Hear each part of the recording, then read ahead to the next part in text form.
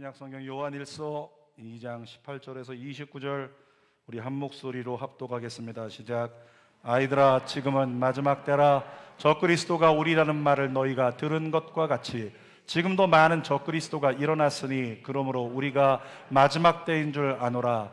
그들이 우리에게서 나갔으나 우리에게 속하지 아니하였나니 만일 우리에게 속하였더라면 우리와 함께 거하였으려니와 그들이 나간 것은 다 우리에게 속하지 아니함을 나타내려 함이니라. 너희는 거룩하신 자에게서 기름 부음을 받고 모든 것을 아느니라. 내가 너희에게 쓰는 것은 너희가 진리를 알지 못하기 때문이 아니라 알기 때문이요 또 모든 거짓은 진리에서 나지 않기 때문이라. 거짓말하는 자가 누구냐? 예수께서 그리스도이심을 부인하는 자가 아니냐? 아버지와 아들을 부인하는 그가 적그리스도니 아들을 부인하는 자에게는 또한 아버지가 없으되 아들을 시인하는 자에게는 아버지도 있느니라. 너희는 처음부터 들은 것을 너희 안에 거하게 하라. 처음부터 들은 것이 너희 안에 거하면 너희가 아들과 아버지 안에 거하리라. 그가 우리에게 약속하신 것은 이것이니 곧 영원한 생명이니라. 너희를 미혹하는 자들에 관하여 내가 이것을 너희에게 썼노라. 너희는 주께 받은 바 기름 부음이 너희 안에 거하나니 아무도 너희를 가르칠 필요가 없고 오직 그의 기름 부음이 모든 것을 너희에게 가르치며 또 참되고 거짓이 없으니 너희를 가르치신 그대로 주 안에 거하라. 자녀들아, 이제 그의 안에 거하라. 이는 주께서 나타내신 바 되면 그가 강림하실 때에 우리로 담대함을 얻어 그 앞에서 부끄럽지 않게 하려 함이라. 너희가 그가 의로우신 줄을 알면 의를 행하는 자마다 그에게서 난 줄을 알리라. 아멘. 오늘은 요한일서 2장 18절에서 29절 말씀을 가지고 거시적 신앙으로 오늘을 살자 함께 합시다. 거시적 신앙으로 오늘을 살자. 한 번 더. 거시적 신앙으로 오늘을 살자. 여러분, 성경을 보면 성경에 하나님은 인생을 경기하는 자라고 이렇게 이야기를 합니다. 성경 한번 보겠습니다. 디모데후서 2장 5절입니다. 시작. 경계하는 자가 법대로 경기하지 아니하면 승리자의 관을 얻지 못할 것이며. 너희 모든 인생은 경기하는 자인데 경기하는 자가 어떻게 경기하라? 법대로 경기하라. 이렇게 말씀하고 있어요. 여러분, 이 법이라고 하는 것은 하나님의 말씀입니다. 하나님의 계명입니다. 그러므로 하나님의 말씀대로 너희는 경기하라 이렇게 말씀하셨는데, 자, 인생을 경기라고 할 때요, 경기에는 단거리 경기가 있고 장거리 경기가 있는 거예요. 그런데 하나님이 말씀하시는 경기는, 인생이라는 경기는, 또 신앙이라는 경기는 단거리 경기가 아니에요. 장거리 경기라고 하는 거죠. 장거리 경기의 특징을 살펴보면 인생을 살아가는 데 도움이 될 수 있습니다. 여러분, 단거리 경기는요, 순간적으로 나타날 수 있는 스피드가 중요해요. 그 단거리 경기는 순간적으로 내가 할 수 있는 최대한의 힘을 다해서 차고 나가야 이길 수 있는 겁니다.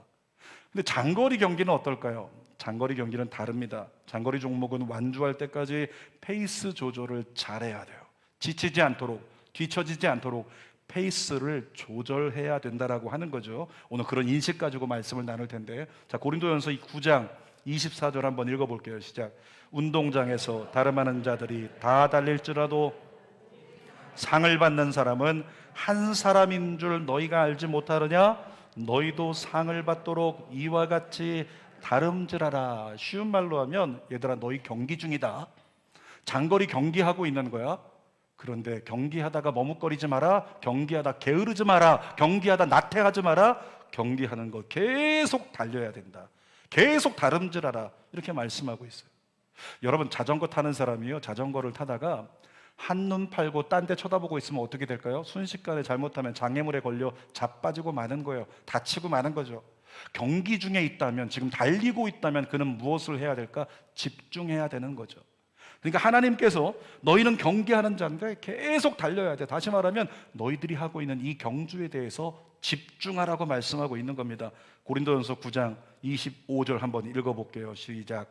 이기기를 다투는 자마다 모든 일에 절제하나니 그들은 썩을 승리자의 관을 얻고자 하되 우리는 썩지 아니할 것을 얻고자 하노라.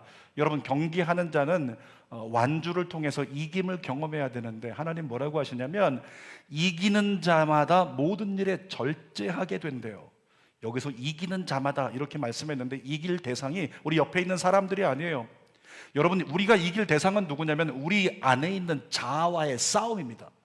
나 자신과의 싸움에서 이겨야 된다고 말씀하고 있는 겁니다. 나 자신과의 싸움에서 이기려면 뭐 해야 된다? 모든 일에 절제해야 된다, 이렇게 말씀하고 있는 거예요. 왜 절제할까요? 왜 절제할 수 있을까요? 분명한 목표가 있기 때문에. 예를 들어서 이런 겁니다. 누군가가 마라톤 경기를 하고 있는데 경기하다 보니까 이쪽에서 재밌는 영화를 틀어놨어요. 저건 내가 좋아하는 영화인데 라고 생각하고 거기 머물러 있을 수가 있다 없다? 없는 거예요. 내가 좋아하는 거지만 경기에 집중해야 되니까 이 완주를 위해서 그것을 절제하는 거예요. 세상에서 나를 윤택하게 만들 수 있는 많은 것들이 있지만 내 목표인 목표를 달성하기 위해서 오늘은 내가 그것을 절제하리라, 이와 같은 마음을 우리에게 주고 계신 거예요. 여러분, 분명한 목표가 있으면 절제할 수 있다는 거예요. 저와 여러분의 삶 속에서요, 절제함을 실천할 때 절제를 통해서 실현되는 게 뭔지 아십니까? 우리가 삶 속에서 절제해야지, 절제해야지, 절제해야지. 그 절제함을 통해서 실현되는 게 뭐냐면 거룩함이라고 하는 거예요. 하나님의 뜻을 온전히 믿음 지켜 살아가기 위해서 목표를 두고 달려가면서 내가 절제할 것, 이 목표 달성을 위해서 절제해야지, 절제해야지, 절제해야지. 그 절제를 통해서 실현되는 게 뭐라고요? 거룩함이라고 하는 겁니다. 여러분, 이 거룩함을 유지하는 게요, 그게 뭐냐면 영적인 페이스 조절입니다. 페이스 조절을 잘해서 거룩함을 유지할 수 있을 때 온전한 구원을 이루고 이기는 자가 된다는 거죠. 자, 그런데 우리가 페이스 조절을 한다면, 경기하는 자가 페이스 조절을 한다면 어떻게 그는 페이스 조절을 할 수 있었을까? 어디에 포커스를 두고 있기 때문에 내가 목표하는 꼬린점에, 내가 목표하는 바를 분명히 바라보고 그래, 저것이 목표다, 저것이 목표야, 목표에 집중하는 사람은요, 그 사람은 페이스 조절하고 절제하면서 거룩함을 지켜낼 수 있다는 거죠. 자, 성경 25절에 우리가 목표하는 바가 무엇인지 분명하게 가르쳐 주십니다. 함께 읽어봅시다. 25절 시작. 그가 우리에게 약속하신 것은 이것이니 곧 영원한 생명이니라. 하나님이 말씀하시는 거예요. 사랑하는 내 아들 딸들아, 너희의 목표가 뭔지 아니? 너희가 바라보고 끝까지 집중해서 달려가야 되는 목표가 뭔지 알아? 영원한 생명. 아멘입니까? 영원한 생명, 하나님의 나라가 너희의 목표다, 이렇게 말씀하는 거예요. 영원한 생명, 하나님의 나라의 목표를 두고 반응해야지, 오늘 내 앞에 주어지는 상황들이 이렇다 저렇다라고 해서 그것 때문에 반응하며 살면 안 된다. 오늘 주어질 수 있는 모든 내 심적 반응을 어떻게 하라? 절제하라. 하나님의 나라, 영원한 생명, 영생을 얻기 위하여, 이렇게 말씀하고 계신 거예요. 그러니까 우리가 오늘에 반응하지 않고 영생과 하나님의 나라를 바라보고 반응하겠다라고 이렇게 나아가는 신앙, 멀리 바라보고 나아가는 신앙, 그것이 뭐라고요? 오늘 제목에 거시적 신앙이라는 거예요. 저는 믿습니다. 이 거시적 신앙만 흔들리지 않으면 여러분은 온전한 구원을 이룰 수 있습니다. 자, 세 가지를 나눌 텐데, 첫 번째로 이 거시적 신앙을 잘 유지하면 좋겠는데, 이 잘 유지하는 이 페이스 조절을요, 흔드는 요인이 있다고 얘기를 하고 있는 거예요. 18절 읽어봅시다. 시작. 아이들아, 지금은 마지막 때라. 적그리스도가 오리라는 말을 너희가 들은 것과 같이 지금도 많은 적그리스도가 일어났으니 그러므로 우리가 마지막 때인 줄 아노라. 주님 말씀하세요. 사도 요한을 통해 지금은 마지막 때야. 이 마지막 때 누가 일어난다고요? 적그리스도가 일어난대요. 여러분, 적그리스도가 누굴까요? 어떤 사람들은 얘기합니다. 적그리스도는 교황일 거야. 적그리스도는 미국의 대통령일 거야. 적그리스도는 유럽연합의 대통령일 것이다. 적그리스도는 어쩌면 이스라엘의 대통령일 거야. 요즘에 어떤 사람들은 이렇게 얘기합니다. 어쩌면 빌 게이츠가 적그리스도일 수도 있다, 이렇게 얘기하는 사람들도 있어요. 여러분, 그런데 적그리스도가 누구인지 오늘 본문에 분명하게 얘기합니다. 22절 읽어볼까요? 시작. 거짓말하는 자가 누구냐? 예수께서 그리스도이심을 부인하는 자가 아니냐? 아버지와 아들을 부인하는 그가 적그리스도다. 누가 적그리스도라고요? 두 가지를 분명하게 말합니다. 예수가 그리스도임을 부인하는 자, 그가 적그리스도래요. 뿐만 아니라 아버지와 아들을 부인하는 자, 이게 무슨 얘기냐면 성육신을 부인하는 것. 그들이 누굴까요? 이 사도 요한이 요한일서를 쓸 당시에 수신자가 되는 이 소아시아 교회들을 뒤흔들고 있었던 영지주의 이단자들, 그들을 얘기하는 거예요. 바로 그와 같은 사람들이 적그리스도다, 이렇게 얘기를 하고 있는 거죠. 여러분, 요한계시록을 보면요, 요한계시록은 분명히 얘기합니다. 때가 되면 너희 앞에 적그리스도 나타난다고 이렇게 말하고 있어요. 그러니까 우리는 어느 날 어쩌면 TV를 보다 말고 우리 모두가 같이 서로를 쳐다보며 얘기할지 몰라요. 적그리스도네, 진짜 적그리스도가 나타났네, 이렇게 얘기할 그때가 지금 다가오고 있다는 거죠. 그런데 실제적인 적그리스도도 우리가 경계하고 잘 지켜봐야 되겠지만, 중요한 건 뭐냐, 영적인 적그리스도가요 이미 저와 여러분에게 와 있어요. 적그리스도의 영이 저와 여러분의 심령 안에 이미 침투해 있다라는 것을 오늘 주님이 깨닫기를 원하시는 거예요. 성경으로 살펴볼까요? 오늘 15절 말씀 한번 읽어보겠습니다. 시작. 이 세상이나 세상에 있는 것들을 사랑하지 말라. 누구든지 세상을 사랑하면 아버지의 사랑이 그 안에 있지 아니하니. 여러분, 세상을 사랑하면 아버지의 사랑이 있지 않대요. 세상을 사랑하면 그는 예수가 그리스도임을 부인하는 자라는 거예요. 세상을 사랑하지 말고 세상에 있는 것들을 사랑하지 말라고 사도 요한이 경고합니다. 그런데 우리 현실 어때요? 여러분, 현실이 어떻습니까? 우리 세상 사랑하잖아요. 우리 세상에 있는 것들 사랑하잖아요. 세상에 있는 것 더 많이 갖고 싶잖아요. 그것이 우리의 마음의 현실이라고 하는 거죠. 어느 순간에 세상 가치는 우리의 눈을 멀어버리게 하는데, 세상 가치에 눈이 멀어버리면 여러분, 나도 모르게 어느 순간 내 삶은 예수가 그리스도임을 부인하는 삶의 열매를 맺고 있더라는 거죠. 우리가 경계해야 될 것이 바로 그거라는 거예요. 더 구체적으로 한번 볼까요? 16절 말씀 있습니다. 함께 읽어보겠습니다. 시작. 이는 세상에 있는 모든 것이 육신의 정욕과 안목의 정욕과 이생의 자랑이니 다 아버지께로부터 온 것이 아니요 세상으로부터 온 것이라. 사도 요한이 뭐라고 얘기하냐면, 얘들아 잘 분별해. 이 세 가지 세상 문화의 특징에 있는데, 이 세 가지 범주의 것들은 하나님이 주신 게 아니야, 사탄이 가져온 거야. 그러면서 세 가지를 얘기합니다. 첫 번째 뭐죠? 육신의 정욕. 두 번째 안목의 정욕. 세 번째 이생의 자랑. 이렇게 세 가지를 얘기하고 있어요. 여러분, 육신의 정욕은 뭘 말할까요? 내 몸의 즐거움을 위한 선택. 내 몸의 즐거움을 위한 선택, 그것이 바로 육신의 정욕이라고 하는 겁니다. 인간의 3대 욕구가 이야기하고 있는 거, 그게 정욕이라고 하는 거예요. 육신의 정욕. 이거 세상에서 왔다고 얘기하는 거죠. 또 뿐만 아니라 안목의 정욕, 뭘까요? 외모 지상주의, 남들의 이목을 평가의 기준으로 삼는 것. 요즘 청소년들의 특징 아닙니까? 남들이 나를 어떻게 볼까? 이것이 그냥 어떤 내 평가의 기준이 돼가지고 남들에게 잘 보이려고, 남들에게 잘 보이려고. 성인들 중에도 혹시 그런 분 계십니까? 미안합니다, 정신질환이에요. 남들에게 잘 보이기 위해서 남들이 봐주는 내가 평가 기준이 된다면 그것은 이미 정신질환에 해당할 수 있다는 겁니다. 안목의 정욕이에요. 하와가 그랬어요. 여러분, 태초에 에덴 동산에 있던 하와가 선악을 알게 하는 나무의 실과를 볼 때마다 뭐라고 했죠? 첫 번째는 먹음직하다고 했습니다. 육신의 정욕이에요. 두 번째 뭐라고 했습니까? 보암직하다. 보암직하다.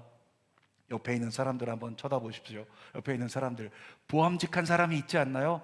나도 쟤처럼 쌍꺼풀 좀 찢었으면 좋겠다. 저도 힘주면 쌍꺼풀 생겨요. 나도 저 사람처럼 좀 이렇게 잘 가꿔줬으면 좋겠다. 이번 주에 어디 피부샵을 갔다 온 거야? V라인이 없던 게 갑자기 생겨버렸네. 이와 같은 이야기들. 여러분, 외모 지상주의, 이게 안목의 정욕이에요. 근데 대부분의 사람들이 외모 지상주의를 따라가고 있잖아요. 그러니까 우리 안에 침투해 있는 이 적그리스도의 영이 나도 모르게 나로 하여금 안목의 정욕을 따라가게 만든다라고 하는 거죠. 또 있습니다. 이생의 자랑입니다. 세상 가치가 추구하는 높아짐에 대한 정욕, 성공 지향주의, 이게 바로 이생의 자랑이라고 하는 거예요. 사도 요한이 얘기합니다. 얘들아, 이와 같은 것들 세상에서 온 거야. 하나님께로부터 온 것이 아니다. 그것이 바로 적그리스도의 영으로 너희 안에 침투하여 있는 거다. 이렇게 말씀하고 있는 겁니다. 여러분에게 부탁드립니다. 세상 문화에 취하지 마십시오. 왜 아멘이 없어요? 목사님, 그럴 수 없습니다. 세상이 얼마나 좋은데. 목사님, 라베니체 가봐요. 얼마나 좋은데. 여러분, 세상 문화에 취하지 마시라고. 예수 문화에 취할 수 있기를 원합니다. 요즘에 주는 교회에 동호회가 2개 생겼어요. 배드민턴 동호회가 생겼습니다. 그리고 지난 금요일부터 풋살 동호회가 생겼어요. 세상에 금요 성령 집회 여기서 예배를 드렸던 분들도 계신데 세상에 예배 드릴 때보다 풋살할 때 더 열정적이더라. 좀 안타까운 마음도 있었지만 여러분, 근데 그 모습을 보면서 마음이 좋았어요. 이유가 뭐냐면 여러분 아실 겁니다. 등산에도 동호회가 있고요, 자전거에도 동호회가 있어요. 또 여러 가지 취미 생활엔 다 동호회가 있어요. 이 동네에서 동호회, 뭐 같은 띠 있는 사람들 동호회, 나이끼리 있는 사람들 동호회, 어디 있는 지역에서 동호회, 이런 동호회들이 운영이 된다는 거예요. 가면 그냥 남녀노소들 다 모여가지고 좋은 시간을 갖는데 어떻게 됩니까? 많은 사람들이 증언하기를 그 동호회들에서 절반 이상이 다 문제가 생긴다, 불륜의 문제가 생기고 어려운 문제들이 다 생겨나고 있다, 이런 얘기를 하잖아요. 왜 그럴까요? 그 세상 문화, 그 동호회를 주관하고 있는 문화의 주체가 누구기 때문에 그래요? 세상이기 때문에 그런 거예요. 세상이기 때문에. 사랑하는 여러분, 여러분의 가족들, 여러분의 남편, 아내들 정말 건전한 문화 속에서 마음껏 땀 흘리게 하고 싶다. 주는 교회 배드민턴 동호회로 보내시기를 축복합니다. 남편들요, 풋살 동호회 가서 힘을 쫙 빼게 만들어 보세요. 세상 돌아보지 않을 거예요. 여러분, 저는 이런 생각합니다. 제가 배드민턴 동호회 운영하시는 분들에게 하는 얘기가 뭐냐면, 기왕에 세상이 이 모든 즐겁고 유익한 운동할 수 있는 동호회들을 전부 다 세상이 주관하고 있는데, 아니, 우리 교회들이 주관하여 장차 교회가 주관하는 것들이 더 많아져서 세상 사람들이 교회 동호회에 와서 같이 활동을 하니까 야, 이거 건전하고 깨끗하고 너무 좋다, 이런 일들이 일어나기를 원해요. 세상 문화에 우리가 취하기 시작하는 순간요, 주만 바라보고 살아갈 수 있는, 영생 바라보고 그리고 하나님의 나라를 바라보고 살아가는 거시적 신앙이 흔들린다고요. 세상 문화에 취하기 시작하면서부터 거시적 신앙이 흔들린다는 거예요. 내 인생의 진정한 목표가 뭔지 혼돈이 돼버리는 거예요. 인생의 목표가 혼돈이 돼버리면 어떻게 되는 줄 아십니까? 시간의 결정이 달라져요. 세상으로 시간을 결정해버리는 거죠. 하나님께 시간을 결정하지 않는 거예요. 여러분, 오늘만 만족하면 된다, 오늘만 즐거우면 돼, 오늘 먹고 그냥 오늘 잘 지내면 되지, 이렇게 오늘만 생각하고 사는 기회주의자, 바로 세상에 취하면 그런 사람들이 되는 겁니다. 우리 청소년들이 가장 많이 겪고 있는 오류가 그거예요. 오늘만 즐거우면 되지 뭐, 내일은 생각이 없는 거 문제라는 거죠. 그와 같은 모든 사람들에게 영화, 곡성의 명대사, 복음 같은 명대사 다시 한번 상기했으면 좋겠어요. 명대사가 뭡니까? 곡성의 명대사 같이 해볼까요? 무엇이 중헌디, 무엇이 중헌디. 그 다음 뭐예요? 현혹되지 마소. 여러분, 복음 같은 얘기 아니에요? 지금 정신없이 살아가고 있어요. 오늘 즐겁게 그냥 세상에 취하고 세상 것 따라가서 세상 문화 취해서 세상 문화 속에 살아가고 있습니다. 지금 교회에서 뭐 하고 있는데, 금요 성령 집회하며 아버지 부르짖고 있는데, 그 순간에 다른 주님을 찾고 다른 세상을 따라가고 있는 그와 같은 사람들에게 뭐라고요? 영화 곡성의 명대사가 그들의 심령 가운데 외치고 있습니다. 얘들아, 잠깐만 멈춰봐봐. 무엇이 중헌디, 무엇이 중헌디. 현혹되지 마소. 정신 바짝 차려라. 이렇게 얘기를 하고 있는 거죠. 자, 두 번째로 오늘 사도 요한이 얘기합니다. 미혹당하지 않으려면 이렇게 해야 된다고 얘기하고 있어요. 18절 말씀 읽어보겠습니다. 시작. 아이들아, 마지막 때라 적그리스도가 오리라는 말을 너희가 들은 것과 같이 지금도 많은 적그리스도가 일어났으니, 그러므로 우리가 마지막 때인 줄 알라. 뭘 알라고 말씀하고 있어요? 마지막 때인 줄 알라고 말씀하고 있어요. 여러분, 지금은 마지막 때입니다. 아시죠? 소돔과 고모라의 모습과 지금 세상엔 다를 게 없다고. 여러분, 종로 사가에 대한 얘기를 들었는데, 혹시 지난밤에 종로 사가에 계셨던 남성분들 계신가요? 종로 사가 종묘공원에 왔다 갔다 밤 11시 후에 어슬렁거리면 그 중에 있는 사람들은 90% 이상이 다 게이라는 거예요. 거기는 이미 공공연하게 그곳에 앉아 있으면 그냥 남자를 기다리고 있는 남자인 거예요. 또 이 얘기 듣고 오늘 밤에 가지 않기를 바랍니다. 여러분, 지금은요, 소돔과 고모라 때와 똑같아요. 그러니까 언제 주님이 오셔도 전혀 이상하지 않은 우리는 말세지마를 살아가고 있다는 거죠.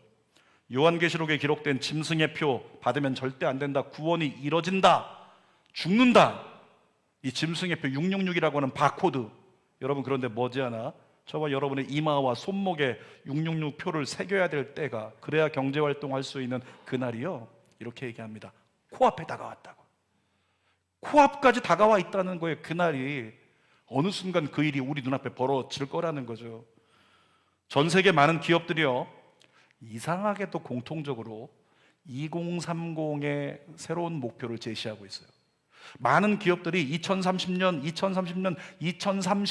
기점 삼아서 새로운 목표, 새로운 새 시대 2030년 이야기를 하고 있습니다. 여러분, 2030년 어떤 일이 일어날지 알지 못하지만 우리가 상상할 수 없는 일, 어쩌면 마지막 때 일어나겠다라고 예견하고 있는 일들이 일어날지도 몰라요. 전 세계 기업들이 얘기합니다. 이제는 전 세계를 아우를 수 있는 6G 망을 구축해가지고 전 세계를 하나로 만들고 전 세계를 한 나라처럼 움직일 수 있게 하고 전 세계를 하나로 통제할 수 있게 만들겠다. 그래서 우리를 지키겠다. 이런 목표들을 기업들이 쏟아내고 있다는 거예요. 누군가는 그 일에 대한민국 기업들이 그 일에 쓰여질 거라는 추측까지 우려스럽게 하고 있다는 거죠. 사랑하는 여러분, 미혹당하지 않으려면 지금이 어떤 때인 줄을 정신 바짝 차리고 깨닫기를 원합니다. 마지막 때입니다. 주님만 바라보십시오. 자, 또 미혹당하지 않으려면 우리 안에 분명한 신앙 고백의 기준이 있어야 돼요. 자, 어떤 기준인지 22절 읽어봅시다. 시작. 거짓말하는 자가 누구냐? 예수께서 그리스도이심을 부인하는 자가 아니냐? 아버지와 아들을 부인하는 그가 적그리스도니. 적그리스도가 뭐 한다고요? 예수가 그리스도임을 부인한답니다. 영지주의자들의 고백이에요. 예수는 그리스도가 아니다. 육은 악한 것이기 때문에 그냥 예수 그리스도가 가연설, 그냥 모양으로 잠깐 나타난 것뿐이지 그 예수가 하나님의 아들이 아니다. 성육신도 부인한다는 거죠. 사탄의 역사예요. 근데 이 사탄의 역사는요, 지금도 계속되고 있는 거예요. 저와 여러분이 사단의 역사 가운데 미혹되지 않으려면 어떻게 해야 된다? 분명한 신앙 고백의 기준이 있어야 되는 거예요. 자, 적그리스도는 어떻게 얘기했다고요? 예수는 그리스도가 아니다. 그러면 우리는 믿음의 사람으로서 어떤 기준을 가져야 될까요? 예수가 그리스도다. 아멘입니까? 예수가 그리스도다. 예수가 그리스도라는 말이 뭐예요? 자기 백성을 저희 죄에서 구원할 자, 그가 바로 예수 그리스도라는 거예요. 정말로 돈이 아니라는 거예요. 능력이 아니라는 거죠. 예수가 그리스도라는 거예요. 예수만이 우리를 구원하신다는 겁니다. 이 고백이 우리 입술의 고백에서 삶의 모든 모토의 기준이 되어야 된다는 거예요. 모든 선택의 기준이 되어야 된다는 거죠. 예수가 그리스도, 예수만이 구원자. 그 구원에 참여하기 위해서 내가 오늘 어떤 선택을 할까? 이렇게 면밀히 따지고 살아가야 되는 오늘이라고 하는 겁니다. 여러분, 과학자들은 끊임없이 연구하고 있어요. 과학자들은 연구합니다. 어떻게 하면 인간의 수명을 더 연장할 수 있을까? 여러분, 수명이 너무 인간이 연장되고 막 제가 노화가 안 된다고 생각해 보세요. 할렐루야죠. 저는 노화가 제가 안 되는 거예요. 질병도 안 걸리고 수명이 계속 늘어나는 거예요. 건강하고 수명이 늘어나니까 주는 교회 강단에서 그냥 30년, 40년, 50년 계속 제가 말씀 전할 수 있다. 성도들 얼마나 괴롭겠어요. 5년, 10년도 때로는 지루한데. 여러분, 인간은 질병을 정복하겠다고 선언했어요. 그리고 인간의 게놈 지도를 가지고 어떻게 하면 이 암을 정복할 수 있을까? 그런데 암을 정복할 수 있는 그것이요, 거의 가까웠대요. 어느 날 이런 뉴스를 보게 될지 몰라요. 드디어 해냈습니다. 드디어 게놈 유전자 지도를 통해서 암을 정복했습니다. 더 이상 암으로 죽는 사람은 없을 겁니다. 어떻게 될까요? 예수 믿는 사람 아니라 세상이 외칠 거예요. 할렐루야, 할렐루야. 세상이 외칠 겁니다. 그때 사람들은 얘기할 겁니다. 인간이 인간을 구원했습니다. 인간이 구원자입니다. 여러분, 이게 무슨 얘기예요? 예수가 그리스도이심을 부인하는 때가 다가오고 있다는 거죠. 여러분, 이렇게 예수를 부인하게 만드는 것이 적그리스도의 목적이고 사단의 목적입니다. 태초부터 사단이 목표한 건 뭐냐면 하나님으로부터 아담을 떼어내는 거. 이게 사단의 목적이었어요. 사탄은 지금도 어떻게 하면 여러분들을 하나님으로부터 떼어놓을지 연구하고 있다는 겁니다. 그러므로 여러분에게 부탁드립니다. 절대로 하나님으로부터 멀어지지 마십시오. 절대로 하나님으로부터 멀어지지 마시라고요. 자, 또 미혹당하지 않으려면 사도 요한은 얘기합니다. 하나님의 뜻을 계속 따라가야 된다. 하나님의 뜻을 행해야 된다고 말씀하고 있어요. 그 중에 가장 기초적인 것이 뭔지 성경이 증언하는데 사도행전 2장 46절 47절 읽어보겠습니다. 날마다 마음을 같이하여 성전에 모이기를 힘쓰고 집에서 떡을 떼며 기쁨과 순전한 마음으로 47절 하나님을 찬미하며 또 온 백성에게 칭송을 받으니 주께서 구원받는 사람을 날마다 더하게 하시니라. 얘들아, 마지막 때가 왔어. 이젠 능력 없이는 너희는 이 세상을 이길 수가 없다. 그래서 예수께서 뭐라고 말씀하셨어요? 모이기에 힘써라. 어디에? 성전에 모이기에 힘써라. 그러면 하나님께서 능력 부어주실 때 세상을 이길 수 있다, 자기와의 싸움을 이길 수 있다 말씀하고 있는 거죠. 또 히브리서 10장 25절도 읽어보겠습니다. 시작. 모이기를 패하는 어떤 사람들의 습관과 같이 하지 말고 오직 권하여 그날이 가까움을 볼수록 더욱 그리하자. 성경은 증언합니다. 마지막 때가 가까우면, 근데 지금 마지막 때잖아요. 이 마지막 때가 가까우면 사람들은 점점 습관적으로 자꾸 하나님을 멀리한대요. 자꾸 모임에서 떠난다는 거예요. 모이기를 패한다는 거죠. 그런데 너희는 어떻게 해라? 역행하라. 거꾸로 돌아가라. 이렇게 말씀하고 계신 거예요. 모이기에 힘쓰라고. 자, 또 미혹당하지 않으려면 사도 요한은 성령님의 도우심을 구하라고 얘기합니다. 로마서 8장 26절에 바울의 얘기를 읽어봅시다. 시작. 이와 같이 성령도 우리의 연약함을 도우시나니. 자, 성령님이 어떤 분이라고요? 나의 연약함을 도우시는 분이 성령이시래요. 근데 27절에 사도 요한은 뭐라고 했을까요? 시작. 너희는 주께 받은 바 기름 부음이 너희 안에 거하나니 아무도 너를 가르칠 필요가 없고 오직 그의 기름 부음이 모든 것을 너희에게 가르치며 또 참되고 거짓이 없으니 너희를 가르치신 그대로 주 안에 거하라. 무슨 얘기냐면 미혹당하지 않으려면 성령의 기름 부으심이 필요하다는 거. 미혹당하지 않으려면 성령의 능력이 필요하다는 겁니다. 성령께서 우리를 가르치신대요. 성령께서 우리를 깨닫게 하신다는 거예요. 성령께서 우리를 설득해 하신다는 거죠. 자, 세 번째로 이와 같은 거시적 신앙의 결과가 있어요. 28절에 읽어봅시다. 시작. 자녀들아 이제 그의 안에 거하라.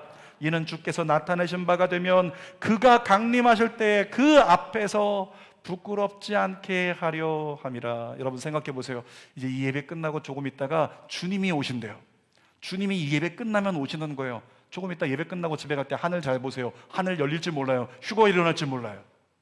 만약에 그 순간에 저와 여러분들이 들림을 받아서 휴거되어 공중 들림으로 이렇게 나아간다고, 하나님 보좌 앞에 서게 된다고 생각을 해보세요. 그때 여러분은 어떻게 했으면 좋겠어요? 두 팔 벌려서 하나님 보고 싶었어요. 찬양만 주님 보고 싶고 만지고 싶고 또 함께 있고 싶고, 찬양만이 아니라 진짜 주님 만났을 때 너무 좋아서 너무 행복해서 팔 벌리고 주님 보고 싶었어요. 이 진짜잖아요. 진짜 마음. 그러고 싶지 않습니까? 근데 여러분 그럴 자신 있으세요? 하나님 만나러 갈 때 하나님 앞에서 부끄럽지 않을 자신 있으십니까? 저는요 목사임에도 불구하고 가끔씩 자신이 없어요. 왜? 제 안에 주의 종으로서 가지고 있는 어떤 기준에 비할 때 제가 한없이 부족하니까. 제가 한없이 부족하니까 주님 생각하면 때로는 부끄러워요. 이 부끄러움이 여기서도 느껴지는데 주님 앞에 서게 되면 이거 어떻게 할 거예요? 이 부끄러움. 아직도 한없이 부족하기 때문에 그것이 때로는 부끄러움이 되고 민망하다는 거예요. 여러분 그런데 중요한 거 잘 들으십시오.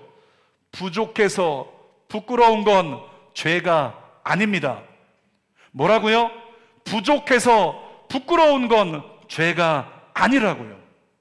뭐가 죄냐면 부족한데도 뻔뻔스럽게 주님께 손 내밀지 않는 것, 그것이 죄예요. 그것이 바로 죄라고 하는 거죠. 여러분이 부족하다라고 느껴지는 그 마음이 있다면 그것은 여러분이 살아있다는 증거입니다. 내가 부족하다라고 느껴지는 사람이 있다면 그 부끄러움을 가지고, 그 못남을 가지고 어떻게 주 앞으로도 가까이 나아가라는 거예요. 그리고 주님의 도우심을 구하면 주님이 여러분을 도와주실 거예요. 자, 성경 봅시다. 창세기 3장 9절 시작. 여호와 하나님이 아담을 부르시며 그에게 이르시되 내가 어디 있느냐.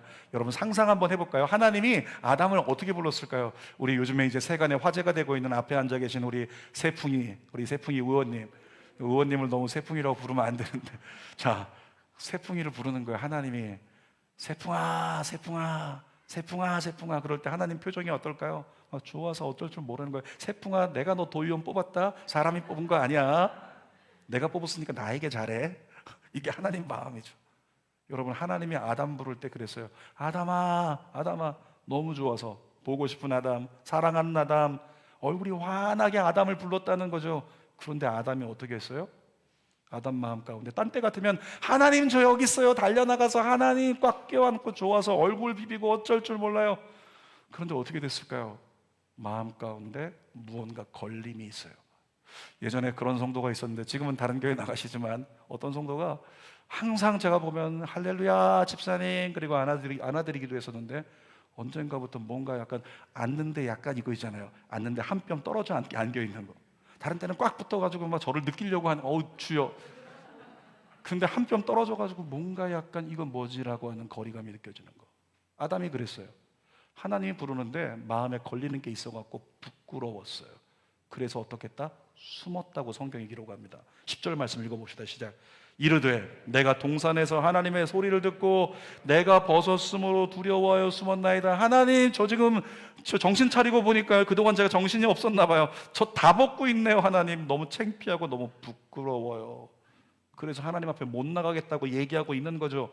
여러분, 죄는 우리를 하나님으로부터 숨게 만듭니다. 그러나 죄의 문제는 숨는다고 해결되지 않아요. 죄의 문제를 해결하려면 어떻게 해야 될까요? 있는 모습 그대로 주 앞에 나아가면 부끄러움과 죄의 문제 해결할 수 있습니다. 창세기 3장 21절 읽어볼게요. 시작. 여호와 하나님이 아담과 그의 아내를 위하여 가죽옷을 지어 입히시니라. 하나님이 성경에 안 써있지만 짐승을 잡아가지고 짐승의 가죽을 하나님이 직접 벗기면서 피를 다 짜내고, 그 가죽을 가지고 아담을 불러서 하와를 불러서 그들에게 이렇게 옷을 입혀주시는 거예요. 원신처럼. 그리고 얘기하는 거죠. 아담, 이제 부끄럽지 않아도 돼. 하와, 이제 부끄럽지 않아도 된다. 그렇게 말씀하신 하나님. 여러분, 창세기 3장 21절에 나오는 이 가죽옷, 신약에 누구를 상징하는 거예요? 예수 그리스도잖아요. 예수 그리스도가 십자가에서 몸짓고 피 흘린 대가로 저와 여러분의 모든 부끄러움의 죄의 문제를 해결해 주셨습니다. 예수만이 해결할 수 있는 거예요. 그래서 우리가 주 앞에 머물러야 하는 이유가 바로 그거라는 거죠. 나라고 하는 사람이 세속에 속하여 살아가다가 세상을 좋아하고 세상의 것들을 좋아하는 삶을 살아가다가 이 부끄러움 가운데 양심이 방치되는 것을 막기 위하여 어떻게? 주님 앞에 나가야 된다고요. 요한일서 1장 9절 읽어보겠습니다. 시작. 만일 우리가 우리 죄를 자백하면 그는 미쁘시고 의로우사 우리 죄를 사하시며 우리를 모든 불의에서 깨끗하게 하실 것이요. 저와 여러분이 부끄럽고 부족하더라도, 죄가 있더라도 하나님 앞에 나가서 하나님, 난 이렇게 부족함이 있습니다라고 손 내밀면 어떻게 해요? 주님이 다 씻어주신다는 거예요. 빌립보서 1장 20절, 하나님의 목표가 바로 이겁니다. 읽어봅시다. 시작.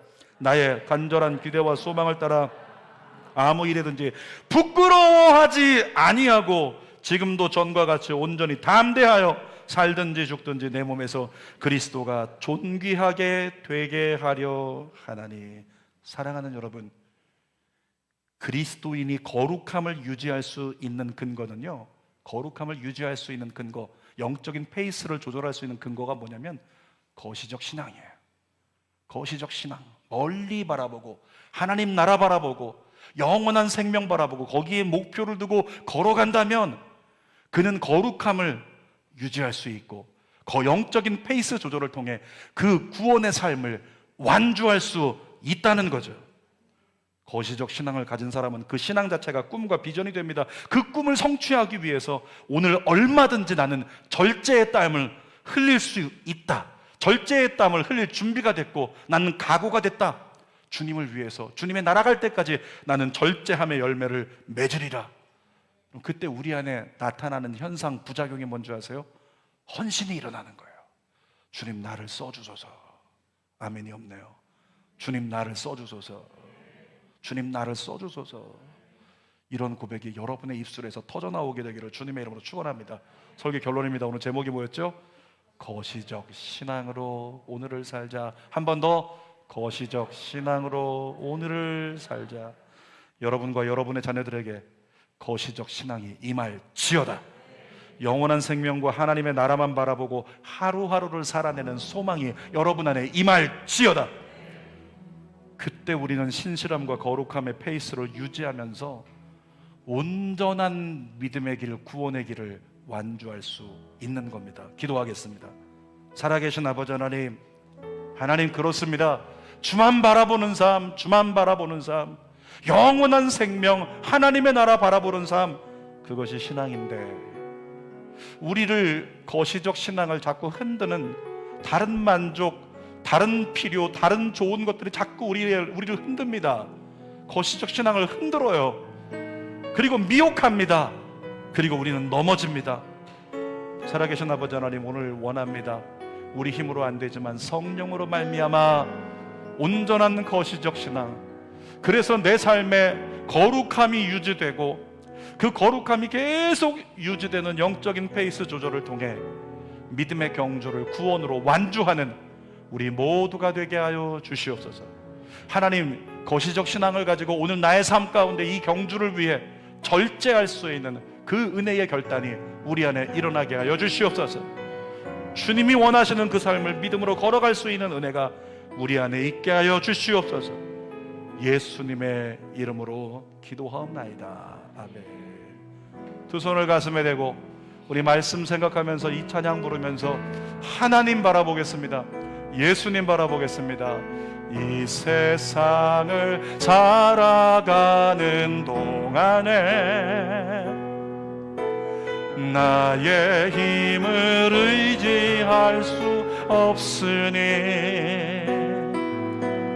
기도하고 낙심하지 말 것은 주님 바라보고 주께서 참 소망이 되심이라.